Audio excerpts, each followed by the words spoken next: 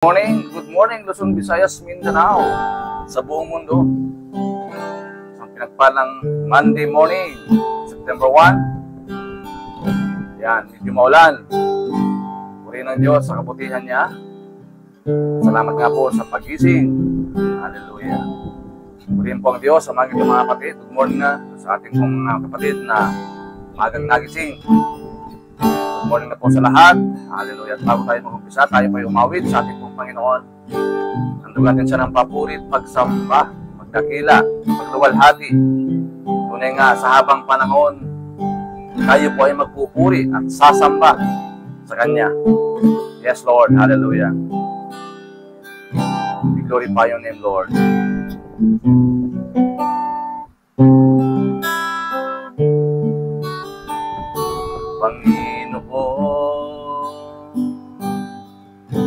Sa iyo ako ay lagi sasamba, papupurihan ka, puso at isipan, kung lakas at buhay, aking iaalay sa iyo, O Diyos. Yes, Lord. Panginoon, sa iyo ako ay laging sasamba. Amen, Lord. Papupurihan ka, puso at isipan, kung lakas at buhay, aking iaalay sa iyo, O Diyos. Purihin ka,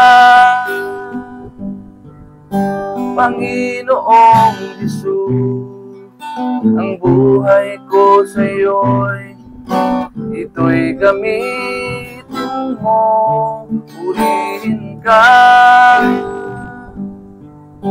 Panginoong Hesus, at sa habang panahon ako ay sasamba, o aking Diyos. Yes, Lord. Kami po ay aawit, sasamba sa iyong pangalan sa umagang ito, Panginoon. Panginoon, sa iyo ako ay laging sasamba, papupurihan ka, puso at isipan, kung lakas at buhay, aking iaalay sa iyo, O Diyos. Purihin ka, Panginoong Hesus, ang buhay ko sa iyo, ito'y gamitin mo. Purihin ka,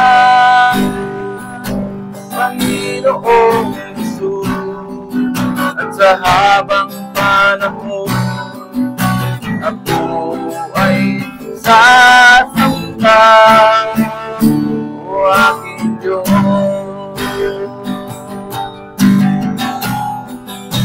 Sa habang panahon ako ay sasamba at magpupuri, Panginoon, sa iyo. At sa habang panahon ako ay sasamba, at sa habang panahon ako ay sasamba, o aking Diyos. Karapat-dapat po kayong alaya ng pagsamba, handugan ng papuri, pagluwalhati. Salamat, Panginoon, sa umagang ito. Muli po namin pinagkakatiwala, Lord, ang daily devotion sa umagang ito, Diyos. Father, I pray in the name of Jesus, empower your word today. Marami pong pagpala sa araw po na ito. Sa ihahayag mong salita, Panginoon, use us only, Lord, as channel your spiritual blessing today. Thank you, Lord God. Itago mo sa iyong likuran, Panginoon. Magita ng iyong kaluwalhati ang kahilingan sa umagang ito, Diyos. Ikaw pumapapurihan, may taas, Panginoon, sa umagang ito, sa pangalan ng Jesus.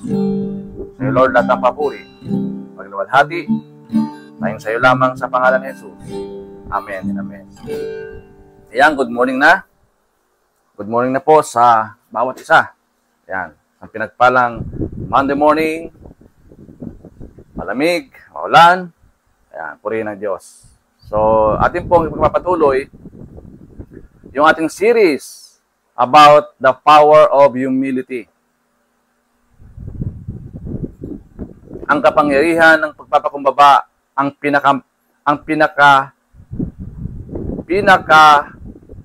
pakumbaba ay pinakadakila. The humblest is the greatest. Yan.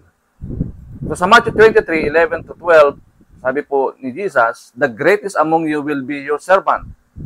For those who exalt themselves will be humbled, and those who humble themselves will be exalted. Sa Tagalog, ang pinakadakila sa inyo ay magiging lingkod ninyo, sapagkat ang nagmamataas ay ibinababa at ang nagpapakumbaba ay itinataas. Yan. Humility is the foundation of leadership. In the Bible, humility is virtue of lowliness of mind that involves recognizing God's power in one's own dependence on Him, valuing others more than oneself, and seeking to serve others rather than being served. It's an inside-out recognition of one's position before God and is demonstrated through a servant-like attitude, exemplified by Jesus Christ's willingness to give His life for others. Humility is not self-depreciation or deprecation or an inferiority complex, but rather a correct and modest estimate of one's worth in relation to God's greatness. Kaya sabi po ng Bible, sabi ni James, chapter 4, verse 6, God opposes the proud, but gives grace to the humble. Humility is a central to Christian living. Yan. Humility is a central to Christian living. It draws God's favor and opens the door for His blessing. Ito pala yung nagpapabukas, no, ng pintuan ng langit para ibuhos sa pagpapala. It is humility. Yan. Kaya sabi po ng James chapter 4 verse 10, humble yourself before the Lord and He will lift you up. Napakaliwanag po mga kapatid. Humility doesn't mean thinking less of yourself, but thinking of yourself less. Sabi po yan ni tawag nito ni C.S. Lewis, no? In thinking more of God and others, it is the posture of Jesus Christ who humbled Himself and became obedient to death, even death on the cross. Sabi niya, therefore, let us lay down pride, self-glory, and entitlement. Instead, let us serve with joy, listen with compassion, and obey God in reverence. The way up in the kingdom of God is always down. Those who humble themselves will be lifted up. Sa Matthew 23:12, sa binasa po natin. So, ang topic po natin ngayong umaga, mga kapatid, is humility makes us wiser every day. Ang pagpapakumbaba ay gumagawa sa atin na mas matalino araw-araw. Could you imagine, yung pagiging humble, nagbibigay pala yan ng katalinuhan. Baliktad dun sa pagiging hambog. Kapatid, sabi po ng Mark chapter 10, verse 43-45, yet all shall not be so among you, but whoever desire to become great among you shall be your servant. And whoever of you desires to be first shall be slave of all. For even the Son of Man did not come to be served, but to serve, and to give His life a ransom for many. Sa New King James Version, mga kapatid. So humility makes us wiser every day. Kaya malinaw po yung sinasabi po ni Haring Solomon sa Proverbs 11:2, when pride comes, then comes disgrace, but with humility comes wisdom. Diba? Yung humility, mga kapatid, nagbibigay yan ng karunungan. Yan. So ano po ang puntos natin sa umagang ito? Number 1, pride leads to disgrace. Malinaw po yung binasa natin, yung Proverbs 11:2. When pride comes, sabi niya, kapag dumating ang pagmamataas, darating din ang kahihiyan. Ngunit, kasama ng pagpapakumbaba, ang karunungan. So, number 1, teaching, pride leads to disgrace. Ang pagmamataas ay humahantong sa kahihiyan. Di ba? Sabi nga dito, I would rather look like a fool by asking question and gain wisdom forever than to appear wise and remain a fool forever. Hindi masama po ang magtanong, no, pag hindi mo alam. Nagpapakita lamang ito na pagiging humble mo. Mahirap kasi yung wala ka lang alam, pero ubod ka pa ng kayabangan.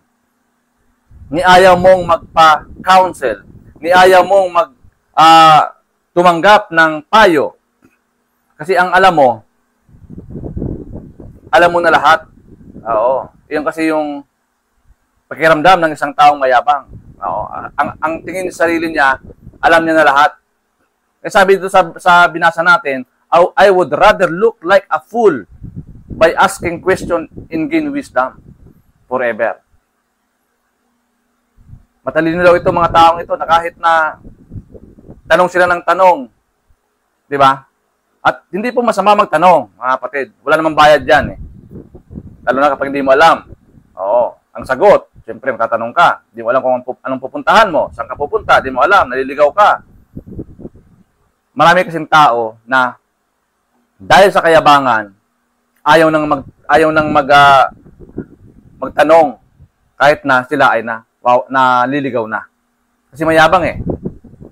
Baka mapulaan. Di ba?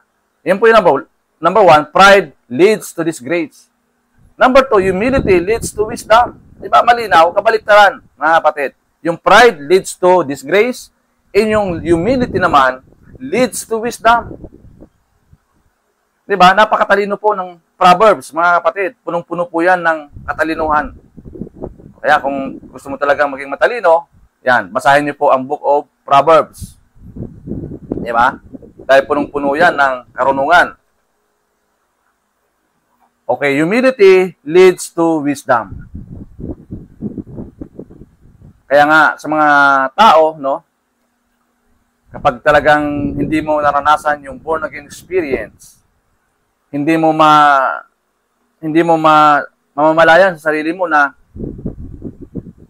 yung pagiging prideful nandoon pa rin, hindi pa rin nawawala.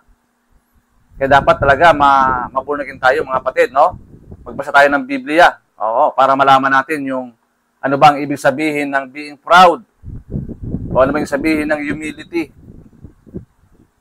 Okay, number 3, pride fails and humility succeeds. Tanda natin, marami po mga history, no? Mga tao na ubod ng kayabangan, hindi naman nagtagayan habang buhay ng tatagumpay. Dating ang panahon na sila po ay ibababa ng Panginoon. Diba? Dahil nga po, alam natin yung Biblia, diba? Na ang mga sabi sa Matthew 23:12, diba? For those who exalt themselves will be humbled, and those who humble themselves will be exalted. Yun po yung principle ni Jesus, mga kapatid. Pride fails and humility succeeds. Malinaw po yan, no? Mga kapatid. Kasi yan po yung very nature. Ito po yung posture ni Jesus Christ. Siya po yung naging example. Ipinakita niya, no? Kung paano siya namuhay na bilang isang alipin. Inabot niya tayo. Iniwan yung karanyang langit. Bumaba dito sa mundo, sa lupa, para iligtas po tayo. Di ba, mga kapatid? Siya po yung perfect example of humility, si Jesus. Okay, paano natin i-apply ang lahat ng ito? Number 1, avoid pride as it leads to disgrace. Kailangan mag-isip-isip tayo. Kailangan ini-evaluate natin yung ating sarili. Baka mamaya, nahuhulog na tayo doon sa patibong ni Satan.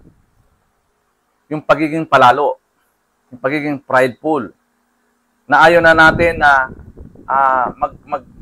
mag-accept ng payo, o ayaw natin mag-accept ng pagkatalo, o ayaw na natin mag-accept ng mga counseling, kasi alam natin magaling tayo. Alam mo sa sarili mo na kayang-kaya mo yan. Hindi mo kailangan ang tulong ng ibang tao. Yun po yun. Avoid pride as leads to disgrace. Ayaw po ng Panginoon yung mga mayayabang. Ayan. Number 2, be humble as leads to wisdom. Diba? Napaka-profound po yung bilin ng ating pong Panginoon. Follow me. Sabi ni Paul, follow me as I follow Christ. Diba? Follow Jesus as example, pagiging pong mababa. Okay. Be humble as leads to wisdom. Kapatid. And number 3, keep on improving as leads to success. Siyempre, huwag tayo maging stagnant Christian, or yung titawag natin na bonsai na Kristiyano, na hindi na lumalago. Ayaw nang mag-aral, 'di ba? Ng Bible, ayaw nang mag-meditate, ayaw na makipaghalubilo, makipag-fellowship, 'di ba? Kailangan keep on improving yourself as leads to success. Kailangan meron tayong gagawin, no? May participation tayo, mga kapatid. We are parte tayo ng katawan ni Kristo, at bawat isa sa atin meron pong kanya-kanyang gampanin, na inatang ang Panginoon para ating gawin. Parte po tayo, mga kapatid, sa body of Christ. Kaya keep on improving, no? Huwag tayo maging kampante. O kaya huwag tayo maging complacent. Complacent, 'di ba? 'Yan yung kalaban ng success. Yung ayaw mo nang mag-improve, ayaw mo nang mag-accelerate, ayaw mo nang mag-aral, ayaw mo nang matuto. Yan. Kailangan keep on improving yourself as leads to wisdom. Di ba? Napaganda po, mga kapatid. Huwag tayong magsawa o kaya huminto sa pag-aaral. Kapatid, iyon po ang malaking impact, malaking solusyon, no? Para lalo tayong mag-improve. Lalo na kapag ang binabasa mo ay yung Word of God. Opo, mga kapatid. Huwag tayo magsayang ng oras, ng panahon na hindi natin inuuna yung pagbabasa, pag-meditate ng salita ng Diyos. Maraming mga tao na ini-ignore yung pagbabasa ng Bible. Kaya kunting mga pagsubok, mga trials, bumibigay na. Ang masama pa, kung saan naririnig, no? Kaliwat kanan ang pinakikinggan, hindi pinifilter, agad-agad naniniwala, agad-agad nagkukompromiso. Ang kinalaunan tuloy, 'di ba? Disgrasya nangyayari. Marami na po ngayon dito mga scammers, mga kapatid. So, maingat tayo, mga kapatid. Kailangan yung wisdom, yung be humble as leads to wisdom. Malaga po yan, mga kapatid, na talagang i-portrait natin yung pagiging mapapakumbaba, mga kapatid, no? Gaya po ng ginawa ng ating pong Panginoon sa buhay po natin. He humble himself. Sabi nga, nang binasa natin sa Mark chapter 10, verse 45, sabi dito, sapagkat kahit ako na anak ng tao ay naparito sa mundo, hindi upang paglingkuran, kundi upang maglingkod at magbigay ng aking buhay para matubos ang maraming tao. Ayan. Yan po. Ganun po ang Panginoon, mga kapatid. Humility makes us wiser every day. As a question to consider, how can humility help us gain wisdom? Paano tayo matutulungan ng kapakumbabaan na magkaroon ng karunungan? Yan. Yan po ay sasagutin natin yan, mga kapatid. Tanong yan sa atin na dapat natin sagutin. How can humility help us gain wisdom? Okay. So yan, marami pong salamat sa bawat isa. Salamat po sa maikling devotion po natin about humility make us wiser every day. Purihin ng Diyos sa kanyang dakilang salita, no? Salamat sa Panginoon sa pagsama niya. Salamat sa Panginoon sa word. Hallelujah. Lord, I pray in the name of Jesus, empower your children, Lord God, today. Make this day fruitful, make this day victorious sa lahat ng aming mga gagawin, sa trabaho man, sa eskwela man, sa lahat ng gawain, Panginoon, samahan po kami ng Santong Espiritu, turuan kami na maging matalino, hindi maging palalo. Purihin po kayo, Panginoon, sa araw na ito. And also, Lord, we remember ang aming pong mga kapatid na meron pong mga karamdaman sa araw po na ito. Lord, idako mo ngayong palad sa kanilang mga balikat at ipadaloy ang kagalingan na nagmumula po sa inyo. You said in your word, but by stripes we are healed in Jesus' name. Lord, sa aming pong mga kapatid na may mga depression, anxieties, hindi alam ang patutunguhan, Lord. Give them wisdom that comes from you, Lord God. Even peace that surpasses all understanding that will guard our heart and mind in Christ Jesus. Salamat po, Ama, sa araw na ito. Salamat po sa Panginoong Hesus sa kanyang pag-ibig at salamat sa Santong Espiritu sa sama niya sa atin sa araw po na ito. Thank you, Lord God, sa araw na ito. Thank you, Lord, for the grace of God the Father and by the love of the Lord Jesus Christ in the sweet fellowship of the Holy Spirit. Be with us all today, now and forever. Amen and amen. God bless, mga kapatid. To God be all the glory.